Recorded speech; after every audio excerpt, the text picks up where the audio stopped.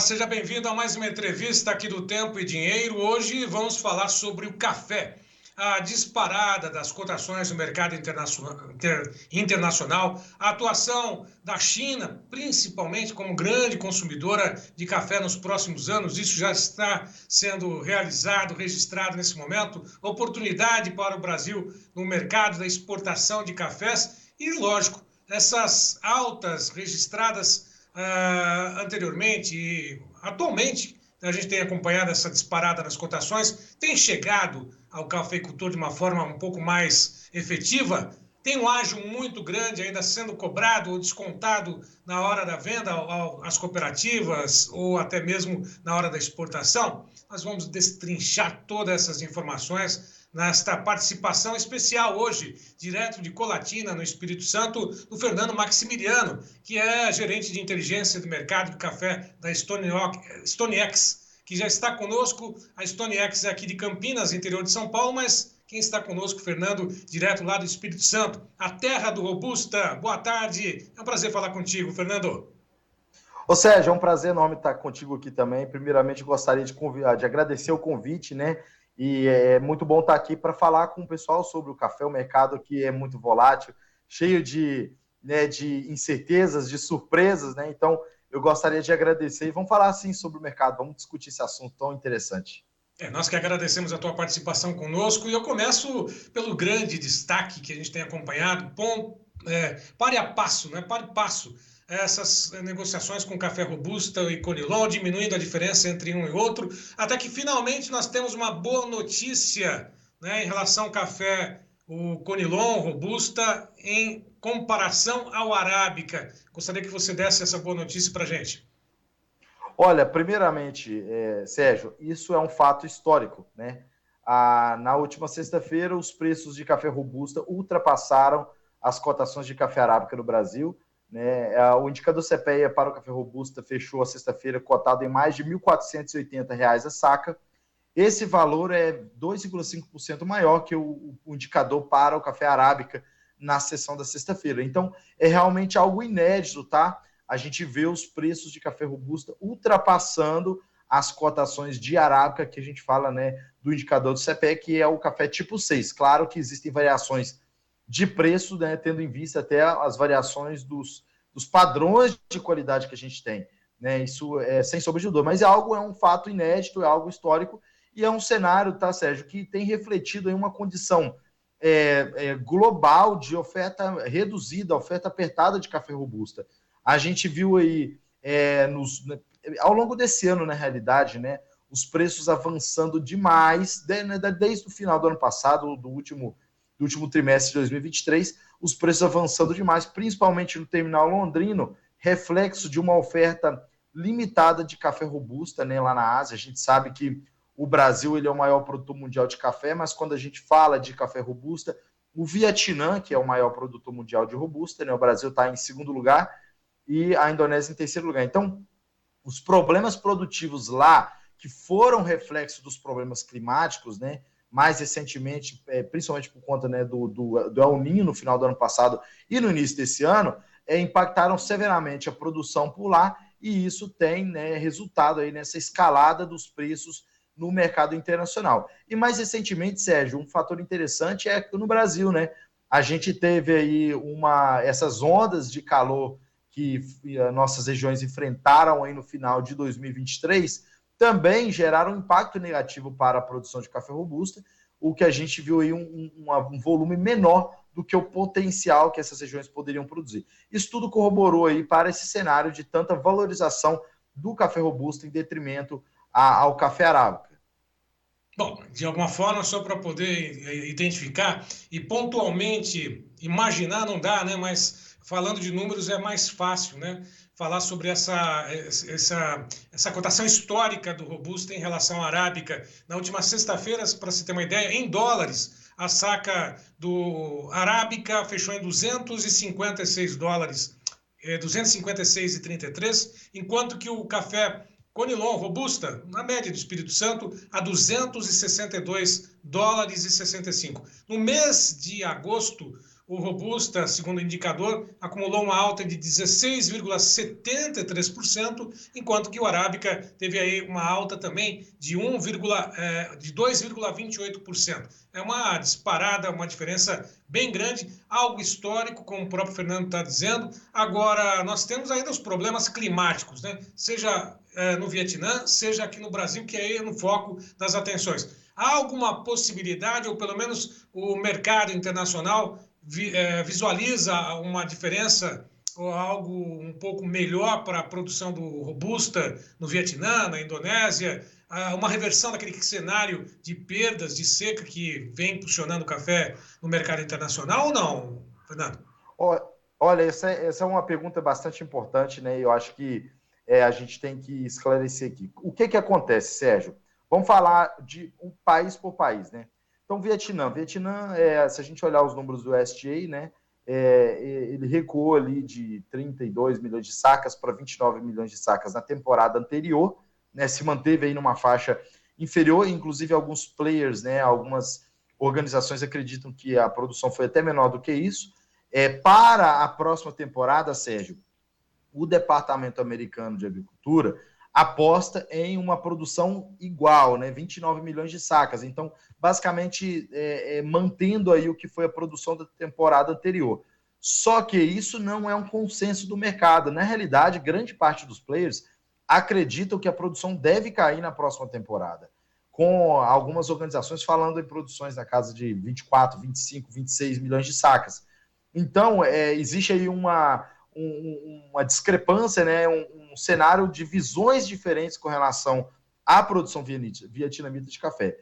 Bom, mesmo nesse cenário em que a produção se mantenha, seria uma produção, né, inferior ao que o país costumava produzir, né? A gente viu aí o cenário dos preços elevados, é porque a produção que já se foi inferior, né, ao que o país já produziu, foi uma produção menor. Outro ponto importante que a gente tem que deixar claro aqui, Sérgio, é com relação à disponibilidade desse café, né? Então, pelo menos os próximos meses, a gente vê aí o Vietnã fora da oferta mundial de café. A colheita no Vietnã só deve ter início em meados de novembro, com esse café chegando no mercado a partir de meados de dezembro.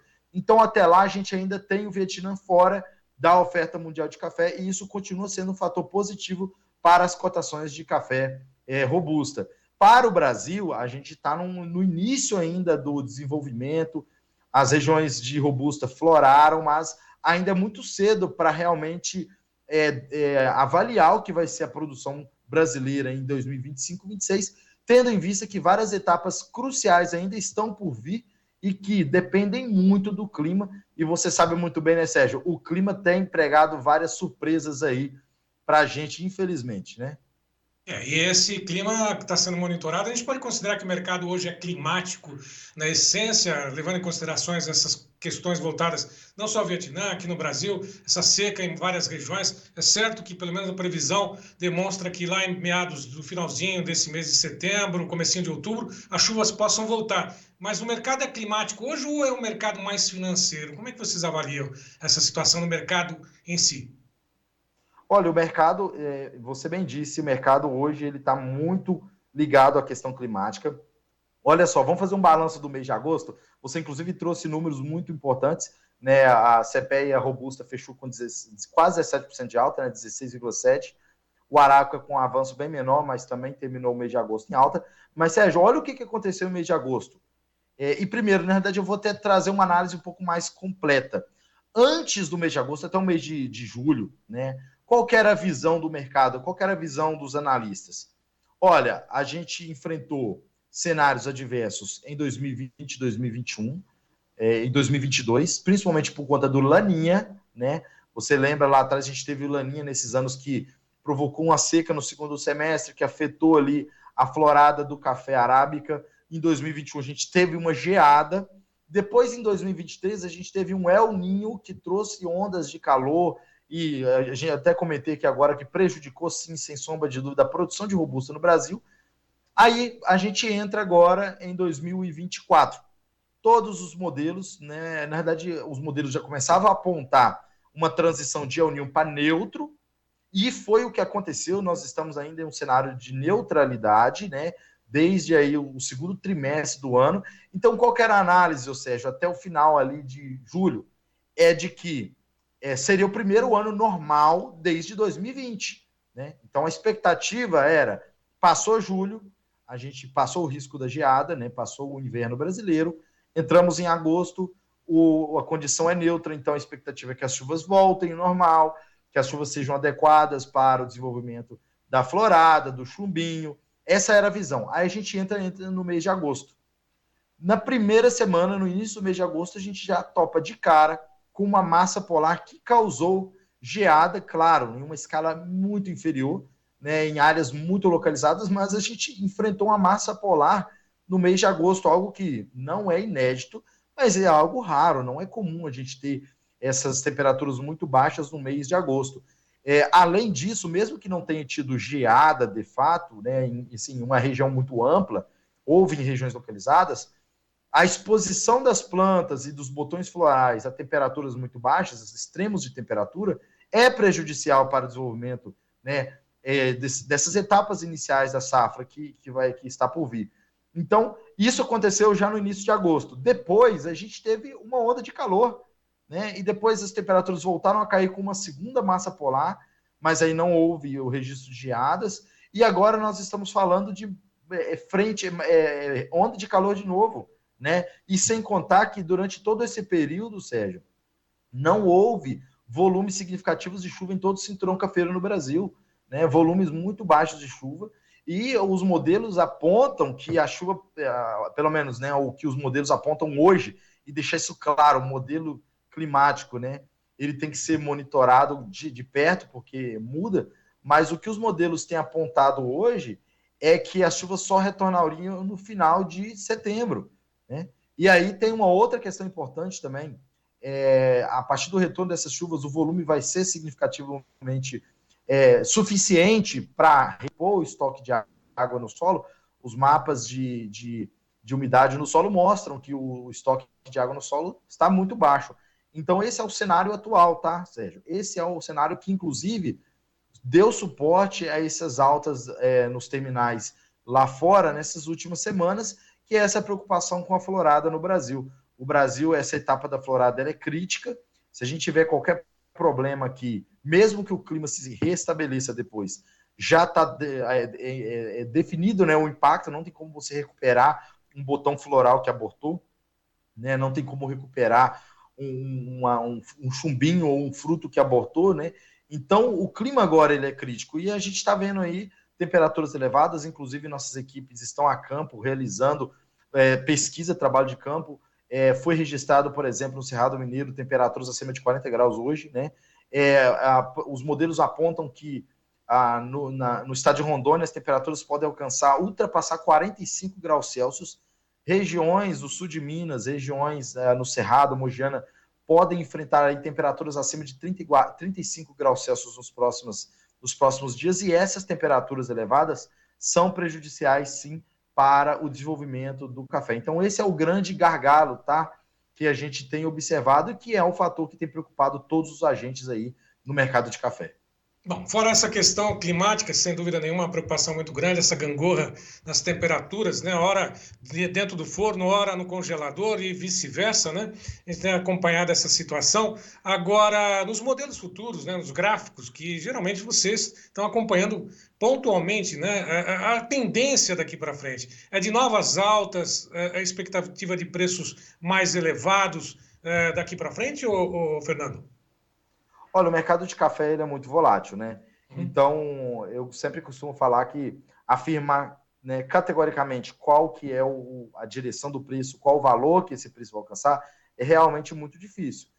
O que a gente pode elencar aqui são os fatores que podem contribuir, né, para as tendências dos preços. Então, a gente vê aí o clima, né, é um fator que tem dado suporte e caso ele continue esse cenário de clima seco e quente, ele continuará dando suporte, né? E claro, Sérgio, tem que deixar aqui claro a visão da questão do clima. Modelos de previsão, eles mudam, eles têm aí um certo grau de imprevisibilidade, de incerteza, e caso as chuvas retornem para o cinturão cafeiro de forma antecipada, isso traria uma visão baixista para as cotações, viu? Então, esse cenário mais positivo para preços leva em conta uma condição climática desfavorável, mas clima é uma coisa que a gente, né, tem que monitorar no dia a dia. Outro ponto importante, né, a gente vai ter que observar com relação... eu já comentei a questão do Vietnã. Então, o fato do Vietnã, do mercado do café vietnamita, só entrar no mercado a partir do final do ano, isso dá um suporte no curto prazo. Tá? Outro ponto importante, tá? A União Europeia tem buscado construir, né, os importadores europeus têm buscado construir estoques agora de forma antecipada devido a questão da legislação europeia, né, aquela UDR, que é a legislação ambiental europeia, que exige que você comprove, né, que os produtos importados para o bloco você comprove que não veio de áreas matadas desde 2020. Isso coloca toda uma nova camada de documentação, de regulamentação, né? E isso tudo também tem preocupado o mercado. E aí, nesse curto prazo, existe aí uma corrida para tentar construir estoques antes da entrada da vigência dessa legislação, que é a partir do ano que vem, né? Então, esse é um outro ponto positivo. Outra coisa também, né, a questão da demanda. A demanda ela tem se mostrado, o consumo tem se mostrado mostrando uma recuperação, né, um cenário mais fortalecido, só que aqui também vem um outro aspecto. Com essas expressivas altas, a indústria tem repassado o custo desse café para o consumidor final e, claro, né, à medida que o preço avança, isso é inflação para o café, e inflação para o café pode também, lá na frente, resultar, né, à medida que ela avança, resultar em um consumo enfraquecido. Então, esse é um outro ponto que a gente vai ter que ficar de olho também. A gente viu ali no 2021, 2022, a inflação no Brasil, principalmente, avançando muito, e eu digo inflação sobre o café, tá? Não estou falando inflação geral. Nos Estados Unidos também, inflação avançando. Na Europa, isso impactou o consumo de café. A gente viu volumes de importação menores, por exemplo, nos Estados Unidos, na União Europeia. Eu vou falar números aqui, eu não tenho certeza, mas se não me falha a memória, as importações americanas foram 16% menores em 2023 e as europeias foram 10% menores, né, em 2023. Eu posso estar trocando os números aqui, tá? Vou deixar aqui o aviso, né? Mas, se não me engano, são números nessa casa. Então, houve impacto sim, a gente tem que monitorar essa situação, mas é isso. Então, muito dessa tendência está depositada ainda, tá, Sérgio? Sobre essa questão do clima. Uma extensão de um clima desfavorável, uma extensão de um clima seco é altista para as cotações, tendo em vista a preocupação com o potencial produtivo da próxima temporada. Claro, caso as chuvas retornem, e aí a gente vai ver logo mais no final do ano as divulgações, as estimativas, e aí isso mostra um certo otimismo com relação ao volume da produção na próxima temporada, isso teria um tom mais baixista. Então, muita coisa ainda por cima, por trás do clima, né? A gente vai ter que seguir monitorando. Bom, tem duas questões ainda. Esta que eu vou deixar para você, né? Tem muito cafeicultor, produtor nos acompanhando agora. Ele quer saber se essas altas no mercado internacional vão chegar até o bolso dele ou não.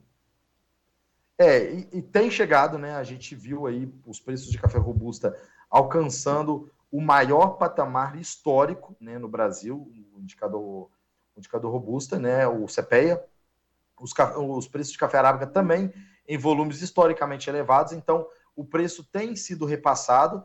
É claro que existe toda uma dinâmica, né, Sérgio, de mercado, mercadológica, de diferenciais, então é um cenário bastante complexo. Hoje, mesmo com o Robusta, estando, por exemplo, citando o caso Robusta, né, mesmo com ele estando em patamares, né, alcançando recordes históricos no Brasil, o Brasil ainda é a origem mais barata, então o café mais barato do mundo é o café robusta brasileiro.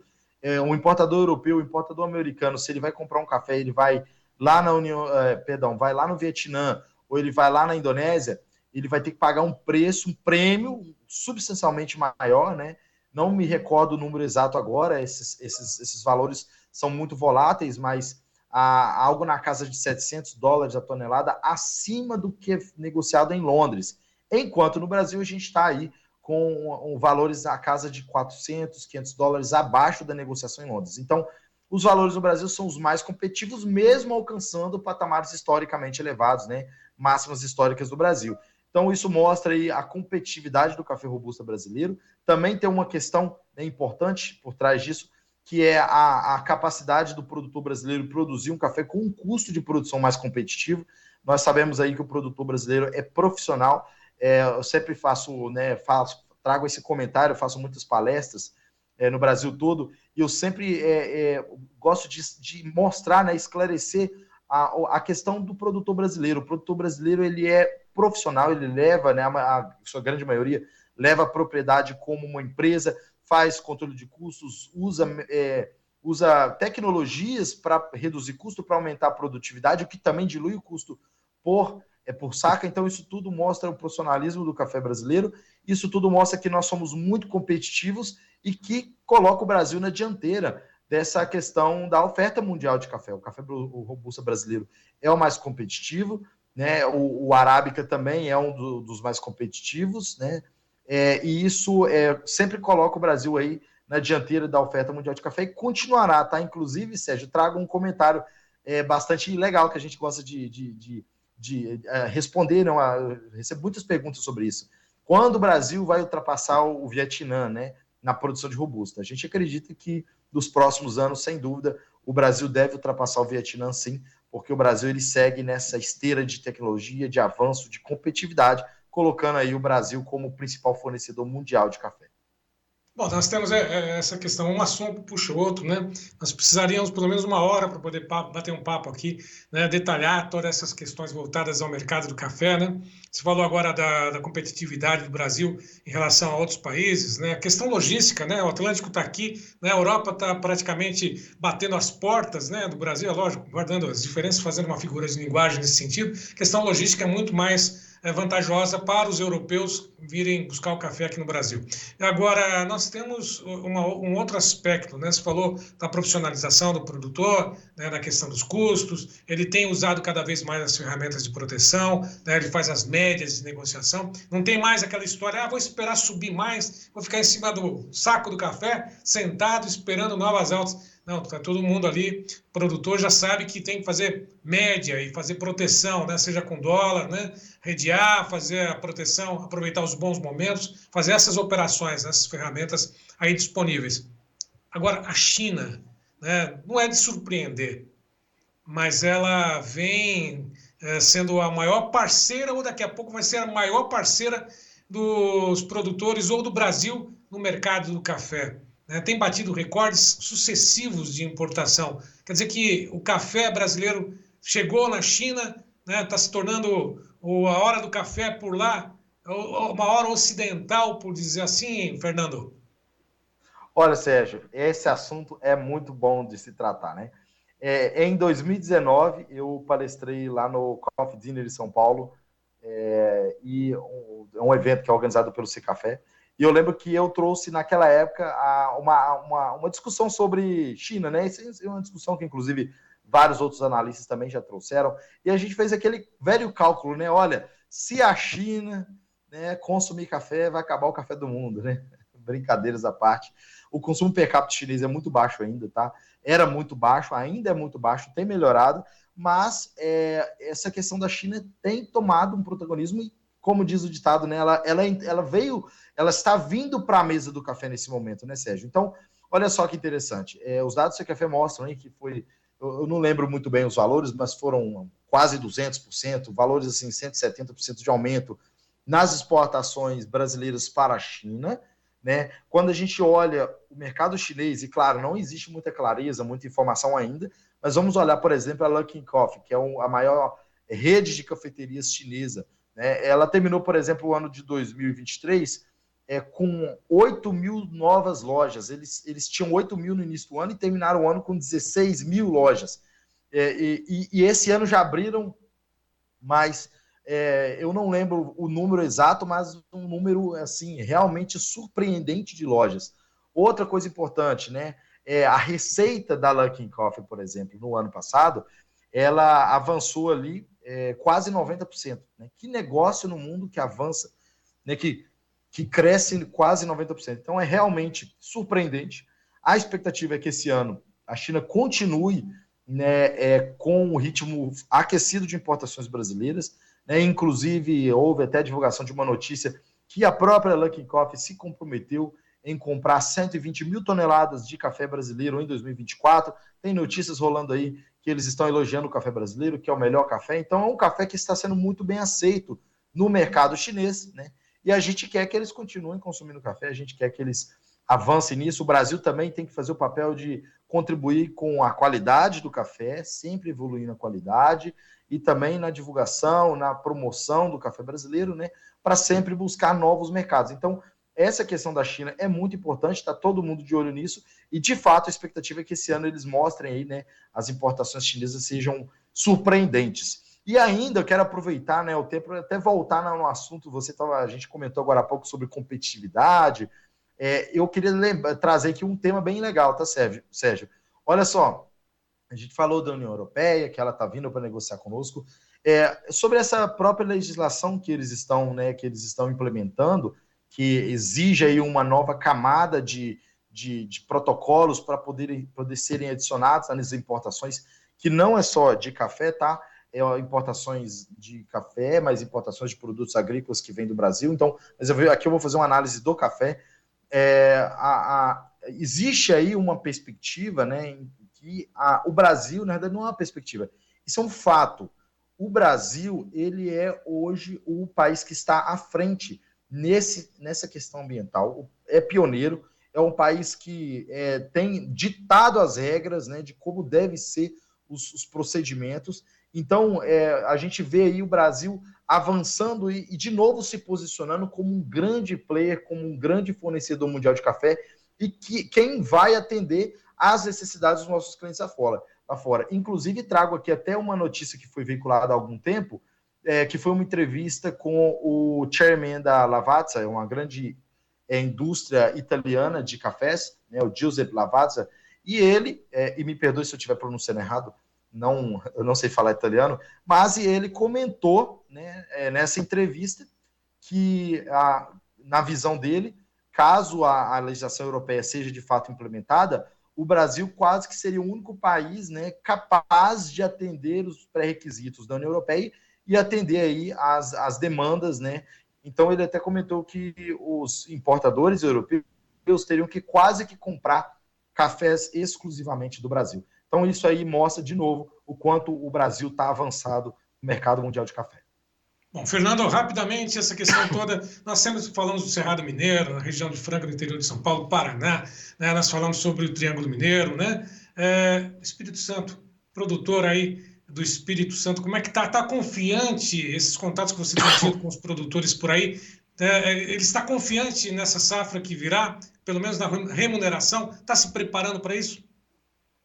Olha, apesar dos problemas climáticos que a gente teve, e claro, a produção foi menor do que esperava, o produtor capixaba ele está bastante otimista, um cenário de otimismo, né?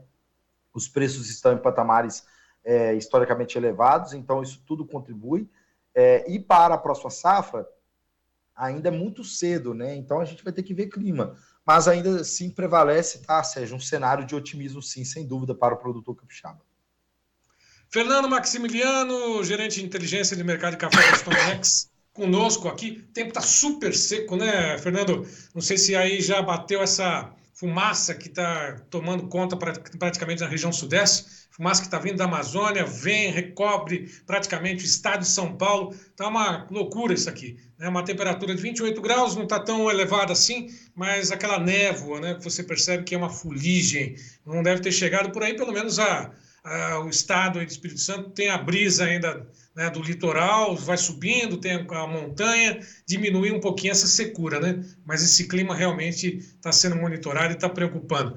Te agradeço mais uma vez, Fernando, pela participação, tendo novidades, inclusive, desse levantamento que você falou que estão fazendo. Traga aqui em primeira mão para que a gente possa passar para os produtores, cafeicultores desse Brasil afora.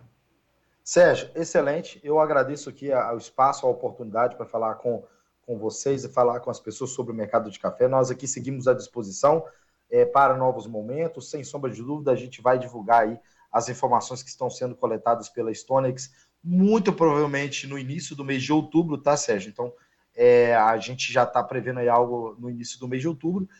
Mas sim, sobre dúvida, a gente está aqui à disposição para trazer essas informações aqui para vocês, para a nossa audiência aqui no Tempo e Dinheiro. E qualquer coisa, a gente segue à disposição. Muito obrigado a todos pelo tempo, muito obrigado, Sérgio, e até a próxima. Foi um prazer. Até a próxima. Muito obrigado. Até mais. Bom, e a todos que estiveram conosco, eu lembro mais uma vez que todas essas informações, outras entrevistas, estão disponíveis nos canais oficiais aqui do Tempo e Dinheiro. Mas além de acompanhar, curtir, comentar, compartilhar, se inscreva também nos nossos canais no YouTube. São mais de 110 mil inscritos e a gente tem as outras mídias sociais que cada vez mais tem um público seleto de produtores interessados naquilo que a gente produz e produz muito bem, de uma maneira muito bem aceita, não só pelo Brasil, pelo mundo, que são os alimentos dos produtores aqui brasileiros. Lembro mais uma vez, quem não conhece, acesse e avise os amigos sobre o Clube de Assinantes do Tempo e Dinheiro. Está lá o João Batista, está lá teclando, né, no celular ali, 19 998132915. Faça parte também do Clube de Assinantes do Tempo e Dinheiro. A todos que estiveram conosco, meu muito obrigado e até uma próxima.